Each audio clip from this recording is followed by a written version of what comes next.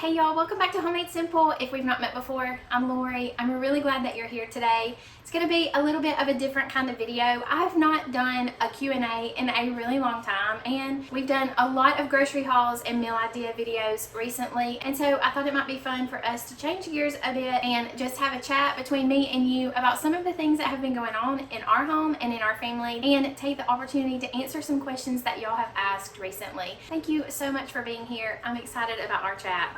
Let's get started.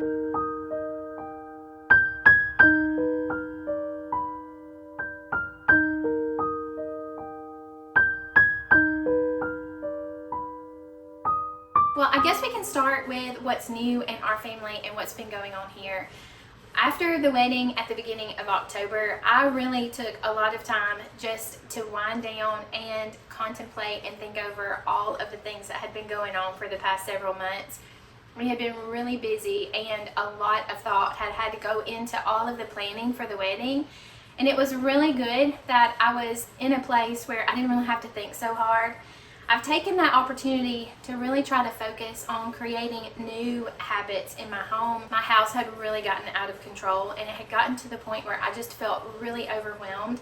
So for the past several weeks, I've really been focusing on sticking to a cleaning schedule and making time every day to keep the house straight and orderly. I don't know if this is you, but in my life, if I am not on top of things on a regular basis, little bitty things pile up and become really big things. And so that had really happened in my house. Everything was messy. Everything was disorganized. I just really felt overwhelmed in my home, and I don't want to be that way. I certainly do not want to feel overwhelmed in my house. If you can hear the thunder, we are having a major storm today, and tornadoes are coming around. This is the South in the fall, so hopefully everyone is safe and no one had any major damage from this storm. If you can hear some of the noise outside, that's what it is. But getting back to my schedule, I've really felt overwhelmed in my home. This checklist has really been helpful to me, so I will try to put this in my next newsletter. I know if you follow my newsletter at all, you think that I have forgotten about it, and I have not forgotten about it, but I have really been concentrating my efforts on getting my house restabilized and in a good place, so that I will have some extra time to devote to better videos and the newsletter.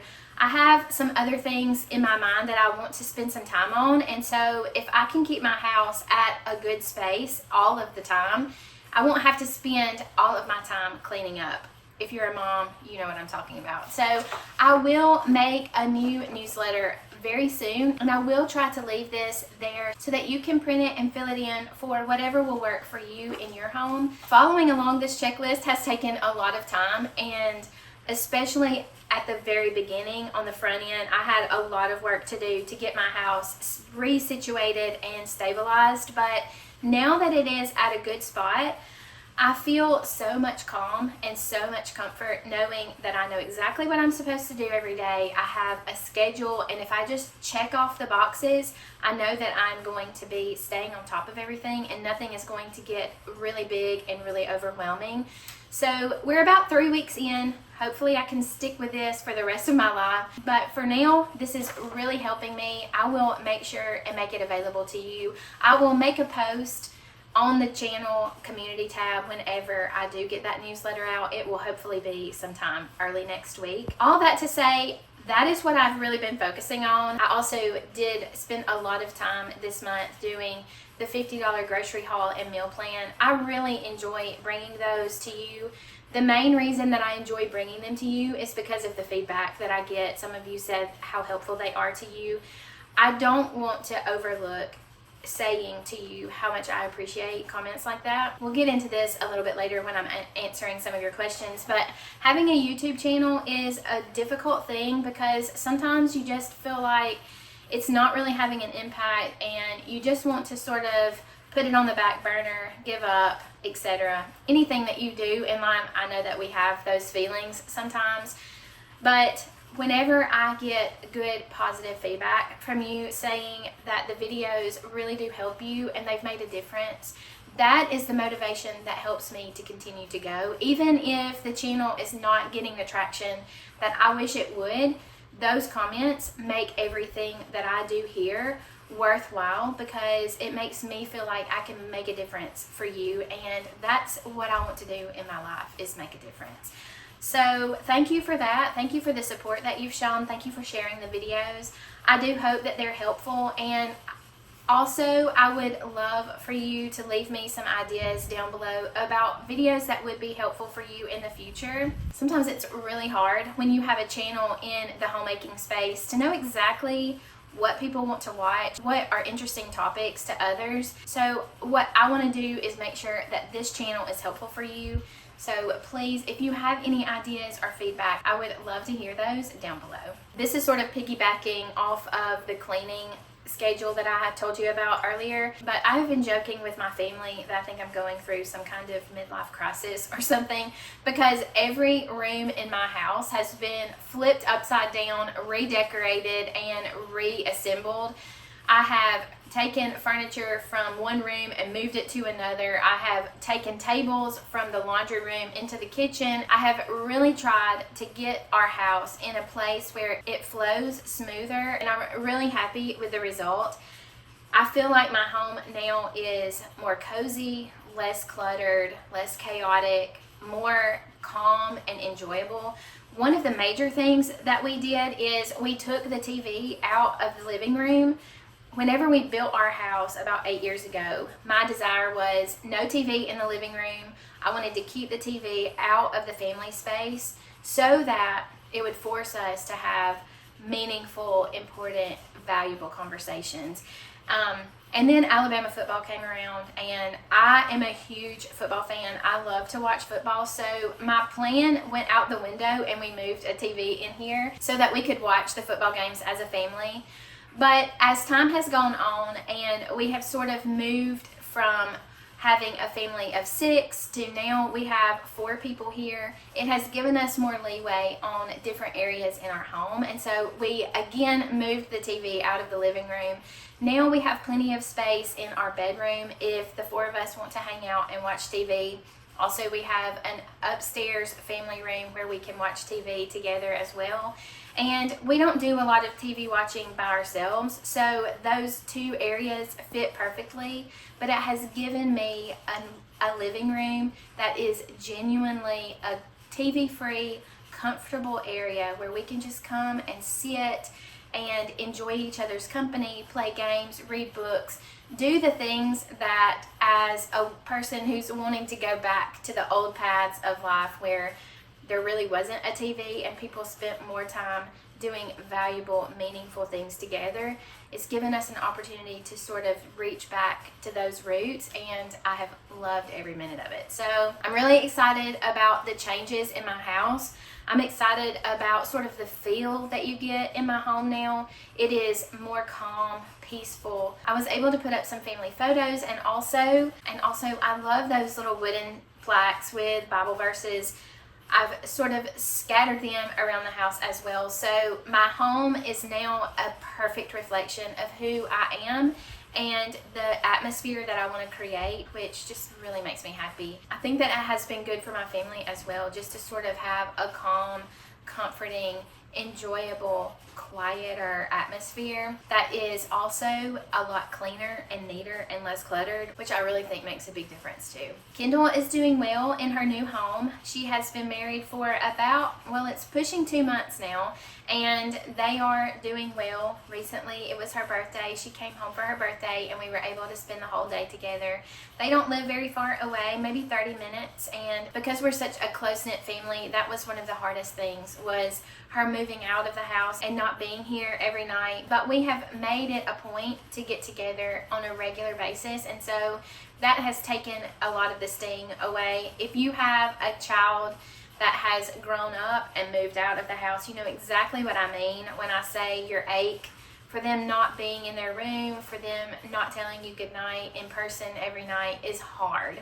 But we have transitioned well. We stay in touch on a regular basis, and she comes home very often. So she's doing well. I see them blooming together and having a great, enjoyable life, and so that makes it easier for me to be happy for her and to focus on the good, positive things instead of sort of focusing on the sad aspect of her not being here anymore. She's one of those kids who always stays very in tune and tethered to the family, so I'm very grateful for that.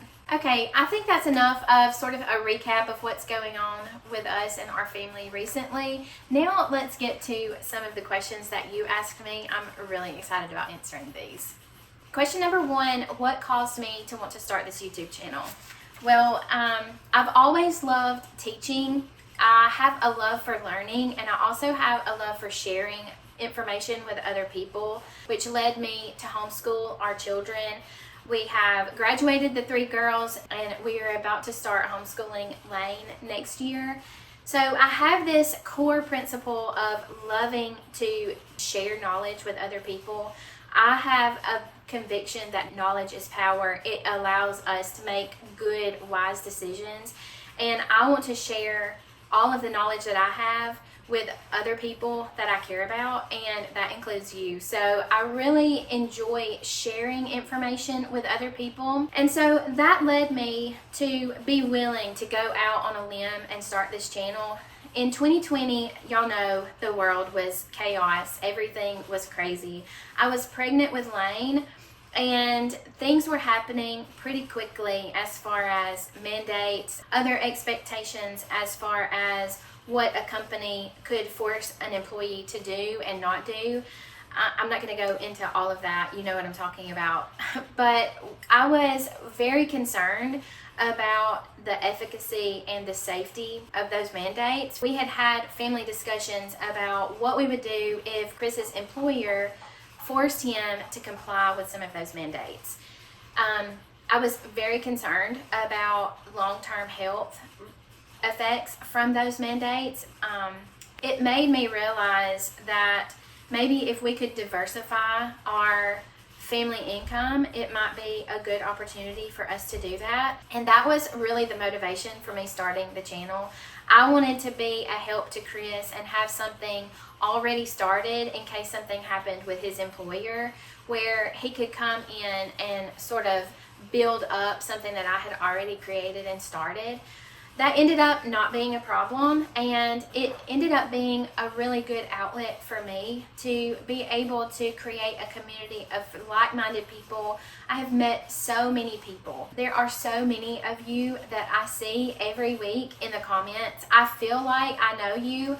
I don't even know your name. All I know is what your YouTube name is, but I feel a close connection with so many of you, and I am so grateful for that. So I'm thankful that I got that push to start this channel. It ended up not being necessary for the reasons that I thought it might be, but it has been a really, really good outlet for me.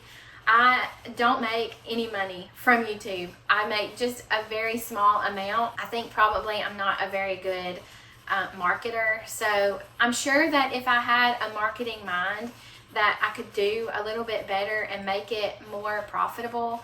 But I'm okay with just chugging along and not really making any money on it. I'm really here for the encouragement and the connections that I'm able to make.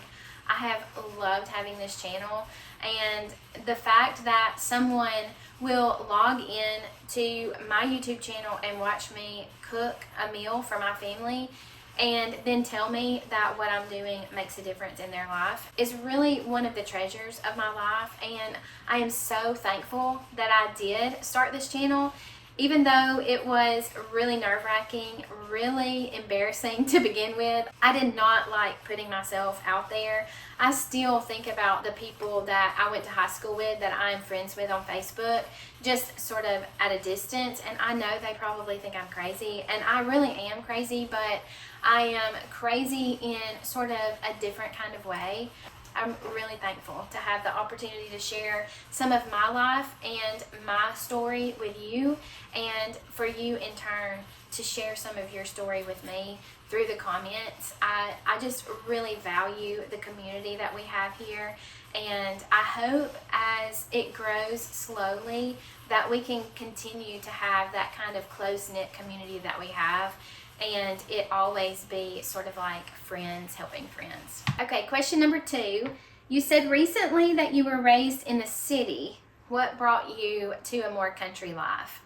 I don't know if you watched last week's video, but last week I was deboning a chicken and was talking about how I know my mom giggles every time she sees me do that, because probably for the first 18 years of my marriage, there was no chicken bone that I could touch. I could not even peel off the skin of a chicken. I was very, very cityfied for most of my life. Now, I did have a horse whenever I was in high school. I did ride in the rodeo. I did barrel racing. So I have always sort of had a country root to me. Can't get too far away from country roots when you grow up in Alabama. My uncle had a farm, and so I was in tune to that way of life, but I was very suburban in my upbringing, and I never had any kind of livestock. The horse was as rural as I got. But as time went on and I had children, I think all of us probably as mothers go through a little bit or a lot of transition and progression. So as my children were growing older, I became more and more health conscious. I remember when my twins were born, I went from using normal Lysol spray to Clorox Anywhere spray. That's the first memory that I have of sort of transitioning from normal to a little less normal. It was just a little bitty step, but I didn't want my kids to be impacted by those harsh chemicals. And so from there, I continued down the journey of learning more about health and natural living, and it sort of hit a fever pitch when my girls were probably early elementary age, probably about 8 or so years old. One of my girls had a severe allergic reaction to some food that we had eaten. I was already trying to teach myself how to make things at home and from scratch instead of buying things from the store. And as I was cleaning out my pantry, one of the last things that I had to use up was a jar of Alfredo sauce. So we had chicken Alfredo that night, and we started watching a movie together, and she started complaining about itching. I turned on the lights and she was one big hive. And that really scared me, because I know as a mom, if that goes to her throat, she may stop breathing. This was a serious issue. And come to find out, one of the ingredients in that Alfredo sauce was sort of akin to an ingredient that you find in snake venom.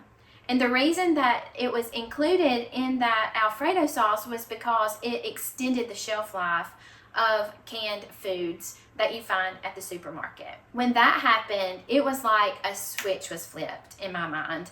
You know how as a mom, it's our job to protect our children.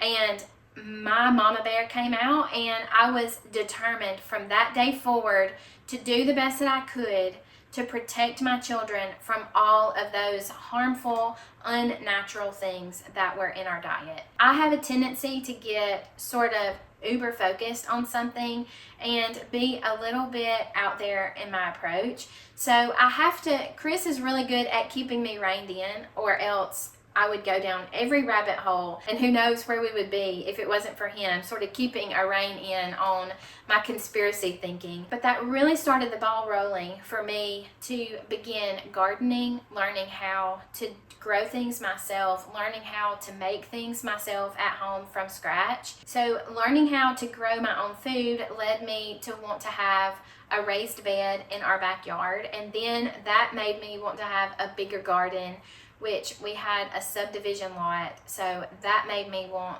to sort of sell out where we were and get a larger piece of property. That led us to our property where we are now. So we built our home, which really allowed me to explore more of the homesteading and natural living aspects that I wasn't able to do at the subdivision. So we got chickens first, and then I had done a lot of research on Jersey cows and the benefits of drinking fresh raw milk.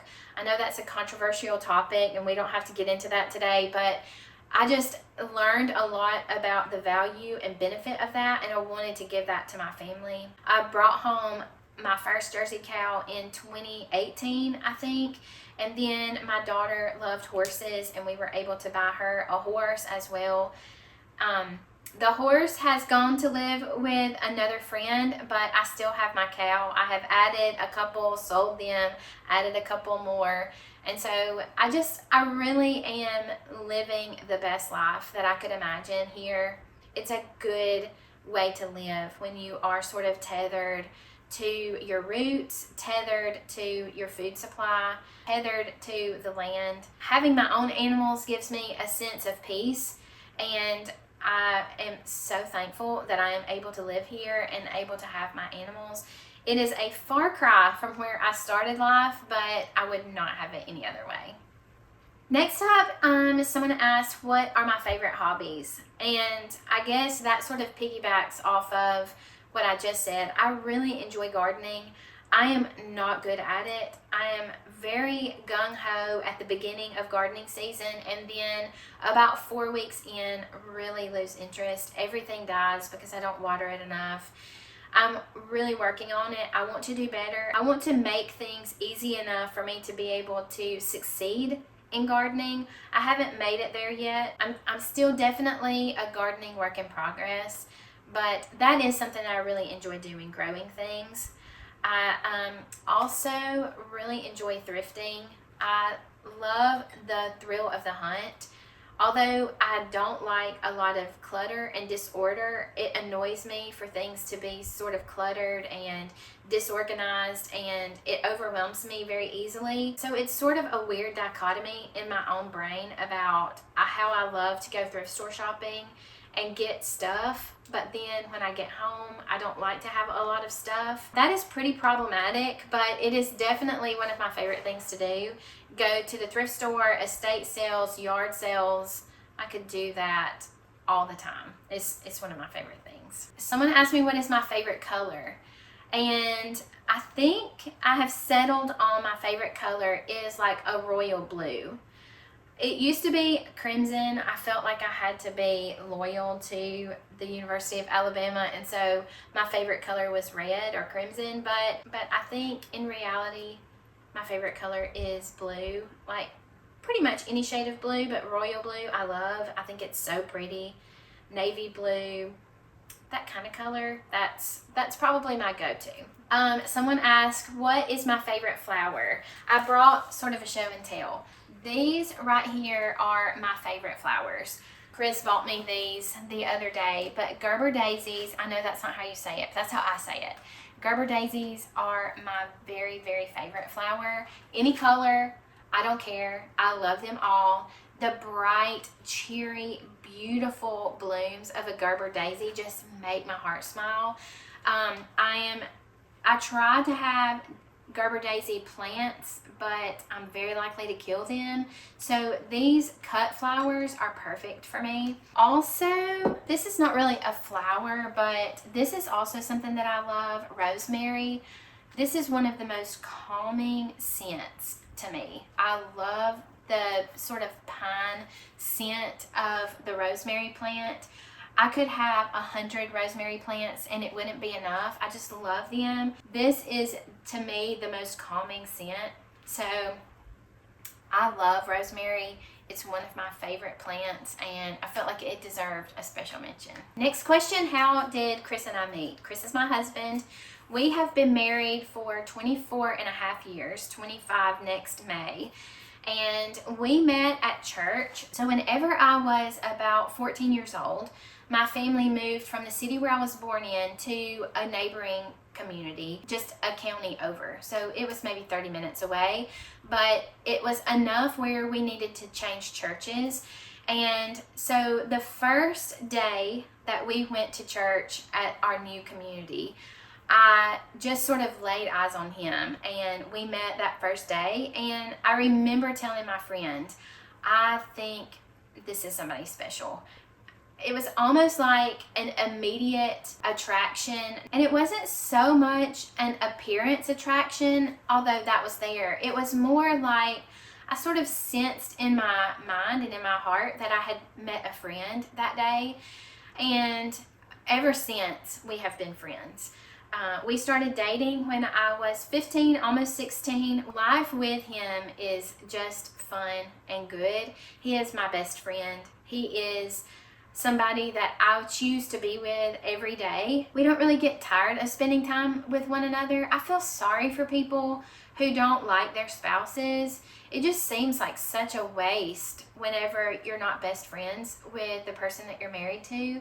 So we've been best friends since I was 16. We have grown up together, and I think that has really helped us to be strong together. It has strengthened our faith and our commitment to one another, that we have grown up together, and we've just done so much life together that, I mean, we are 100% comfortable with one another and enjoy one another's company. I guess I'm speaking for him, but I think he would say the same thing. Now, this really was intended to be sort of like a frugal holiday Q&A. So there were a couple of holiday questions. You're probably going to learn more about me than you want to know in this next part of the video, but let's hit some of the holiday questions. Number one, do you have any holiday meal traditions? I guess now would be the best time to say my family doesn't really have a normal Christmas tradition. Like, we don't celebrate Christmas the way most people do. I have sort of tried to bow out of the consumer side of Christmas. I don't really like that it is so consumer driven, and so we do give gifts to our family, but we have chosen to move that to a New Year's tradition to start the year sort of in celebration, but we don't give gifts on Christmas. So that's one really odd tradition that we have. My favorite tradition that we have for Christmas morning, though, does relate to a meal tradition, and that is every Christmas morning we go to Waffle House. I don't really know how this started, but it has been something that we have done for probably 15 years. We just all get up, get dressed, and go to Waffle House. You would be amazed at how busy Waffle House is on Christmas morning. I think we started it because we thought those people are having to work on the holiday where they want to be with their family. And so we would just go and try to bring joy to the people who were having to work. We thought they would be lonely and by themselves. They are not. They are not by themselves. People flock to Waffle House on Christmas morning, but it's so funny to see everybody in their pajamas at Waffle House eating their waffles. But I don't go in my pajamas, but I do really enjoy going and seeing everybody spotting what they got for Christmas that morning, and seeing all of the little kids that are still on a present high. It's just fun. That is the one Christmas meal tradition that we do have here. Next up, someone asked, what was my go-to meal or dish to take to a get-together? Like, in the South, they're called potlucks. I don't really love that name, but that's what it is a potluck dinner. So what is my go-to dish to take to those kind of get-togethers?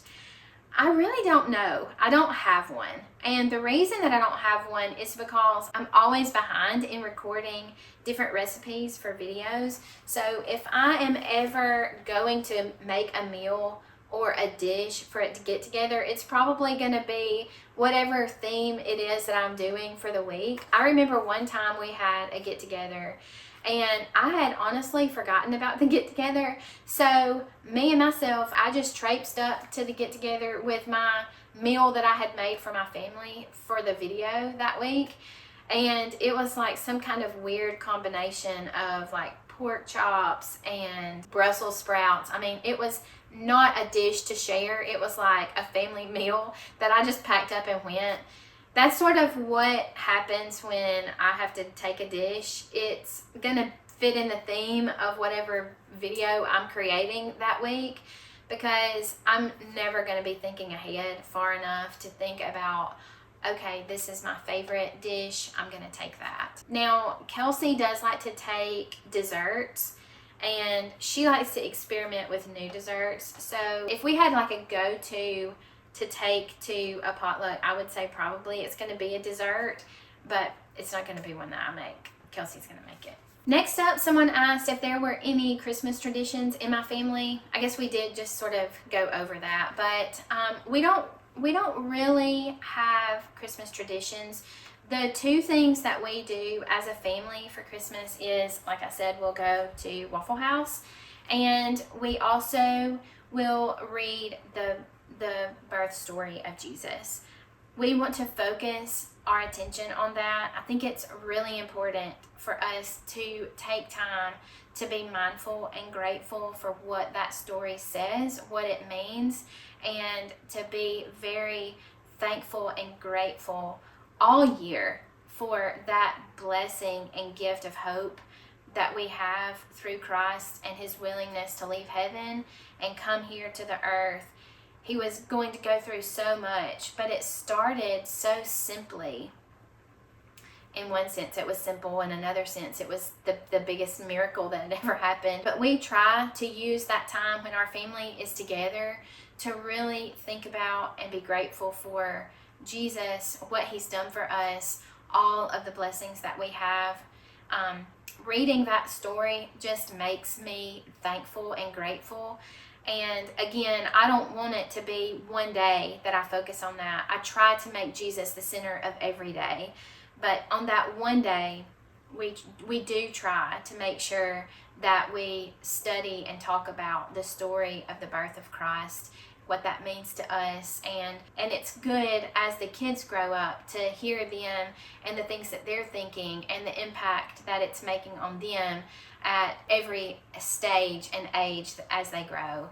So those are the two traditions. As far as other holiday traditions, someone asked what was my favorite holiday. New Year's is definitely my favorite holiday, and it's not necessarily because that's when we give our gifts. It's really because New Year's represents to me like a rebirth and a new start, an opportunity to start over, erase and forget all of the mistakes of last year and start new.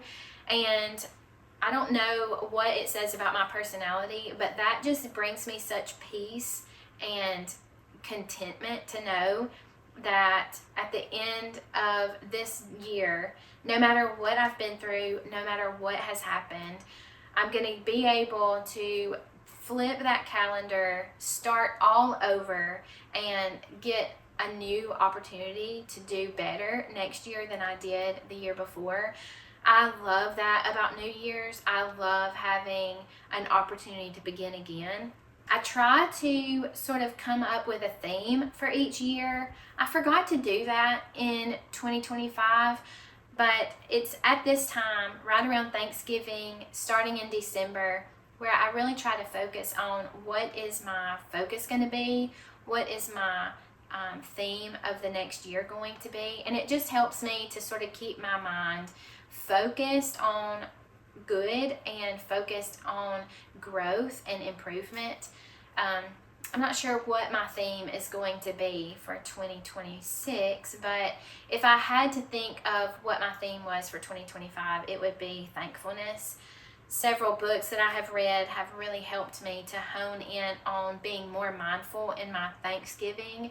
And I don't mean like Thanksgiving the holiday, I mean like in giving thanks to God. I have tried really hard to be more mindful in 2025 of the things that I have been given and focus on the things that I am grateful for. And I think it really has helped me. I'm not sure what my theme for 26 will be, but hopefully it will be something that will help me to grow into a better person. As far as other holiday traditions, we like to draw names in our family. So we have 2 separate gifts that we give each year. One gift we draw for is a homemade gift or a handmade gift. So everybody draws someone else in the family's name, and then whosever name you get, you build them or bake them or make them something for their gift. It is so fun. That is one of my favorite traditions because it's so fun to see what people come up with. People are very creative. Last year, Kelsey drew Wayne's name, and she made him a wooden bookshelf, which has been great to hold all of his little books. Last year, Chris drew my name, and he made me a table for beside my chair in our bedroom. So it's always enjoyable to see what everybody makes.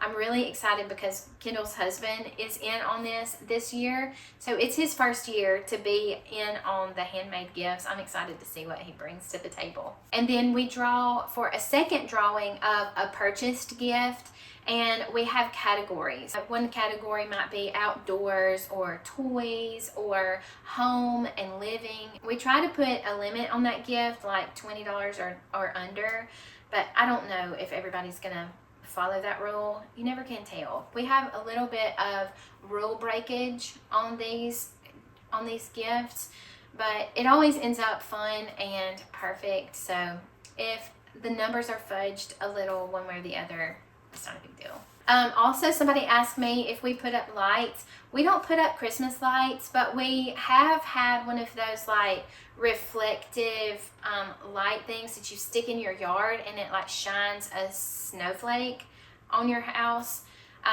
We did have one of those, but it broke. I don't know what happened, but I do love those. Now, we do like to go and look at lights. I think Christmas lights are so pretty, and the amount of time and effort that people will go to decorate their house is amazing to me, because I'm more of a lazy person. I'm not going to spend 4 days decorating the outside of my house, especially considering the fact that I'm not going to be out there to enjoy it. So the fact that people do that for other people just is so kind, I think. I guess maybe they get a lot of enjoyment out of it too. But we love to go and look at Christmas lights. We will try to do that on the evening before Christmas, probably a week or so before. Now, one of our neighbors along the main drag in our town has this massive yard, and it's full of Christmas lights. And they now have gotten to the point where they have their own radio station, and they have music playing, and all of the lights are synchronized to the music. So it's like this big thing in our community for you to go and turn off your headlights, face the house that has all of these lights going on, and turn on your radio to whatever station it is, and just sit for 30 minutes and watch the whole show. It is an enjoyable thing. Lane loves Christmas lights. His mama enjoys Christmas lights too. This questioner asked, is it like colored lights or white lights for me? I love the traditional look of white lights that have a little bit of a twinkle. Colored lights are pretty. I love those like vintage old big bulbs, those big colored bulbs. I really like those. But one thing that I really don't like, and that is like the house that has all different kinds of lights, and they're all blinking at different patterns. That kind of thing just really throws me off. It kills the mood for me. I don't know. Something about that just is not enjoyable to me. So we just drive past those houses. But I do enjoy going and looking at all of the pretty lights at night. It's just peaceful to me. We'll put on some jingle bells and go and look at all of the lights, and it's an enjoyable way to spend an evening. Well, I think that's all of the questions. That's really all the time we have anyway. I know I've talked your ear off. After this Thanksgiving holiday, if you're anything like me, you're going to need some new ideas and inspiration. So come back next week for some family meal ideas that will help you feed your family healthy, nourishing food on a budget. Also, I would love to hear about all of your holiday traditions. Leave all of those down in the comments below, and we can keep this conversation going.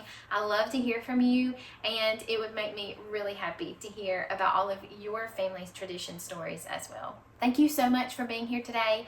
I hope that you enjoyed our little chat. I hope you have a wonderful week. I love you, and I will see you again next time.